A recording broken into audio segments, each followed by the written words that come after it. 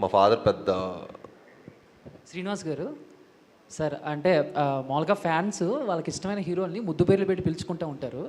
ఎప్పుడైతే అతిథి గారు మిమ్మల్ని బెల్లం గారు అన్నారో, సో అప్పటి నుంచి అందరూ ఇందాక మా యాంకర్ కూడా అలాగే బెల్లం గారు అంటూ, సో దానివల్ల ఏమన్నా ఫీల్ అవుతారా, లేకపోతే బాగానే ఉంటుందా మీకు అలా పిలవటం వల్ల? Wait, once again. Let me make it very clear. Okay. I'm calling him Bellam Garu because seriously, it's in his name and he's really sweet like Bellam. Really. That's why I call him that. He's so sweet. He's a really good friend. So that's why I call him that. And please, nobody else call him that, okay? Copyrights. Thank you. Okay, నాకు అర్థమైంది.